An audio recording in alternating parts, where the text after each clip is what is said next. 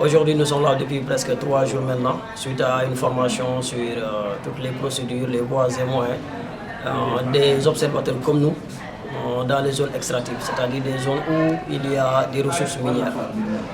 Donc ces formations sont venues à l'heure.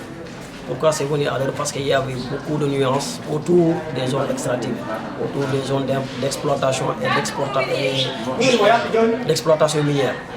Sur ce, cette formation est venue à son heure avec un consultant en détail qui a eu à nous former sur différents processus. Il a eu à nous former aussi sur les acteurs qui doivent réagir, qui doivent interagir entre les zones d'extraction ou d'exploitation et la communauté. Parce qu'aussi, on a compris qu'il y avait beaucoup de nuances. Il y avait beaucoup de nuances, pourquoi? Concernant surtout un exemple de la RSE.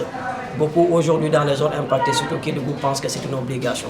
Alors qu'au fond, aujourd'hui, nous avons compris et nous allons aller dans ce sens pour faire comprendre aussi à la population que ce n'est non seulement pas une obligation, mais il y a d'autres fonds qui sont des obligations. Qu'aujourd'hui, ces fonds doivent être reversés directement aux communautés qui doivent en bénéficier et en profiter, mais avec les règles, c'est-à-dire le respect de la loi. Qui concerne, comme on l'a dit, le droit d'agir en matière environnementale. Vous savez, quand on doit agir aussi, c'est une façon aussi de dire qu'on ne doit pas agir n'importe comment. On doit agir avec responsabilité. Et pour ce faire, nous avons eu un consultant qui nous donne vraiment les outils, les moyens pour qu'on puisse agir, mais en agissant dans la bonne voie. Vous savez, quand on dit qu'on est des sentinelles, on doit être vraiment des éclaireurs. Un éclaireur doit être éclairé.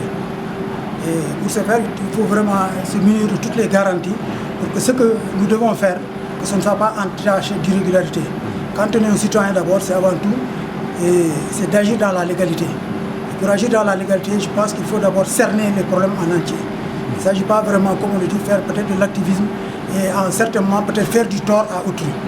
Quand on doit agir vraiment, on doit d'abord avoir toutes les informations et vraiment les diffuser d'une façon vraiment responsable.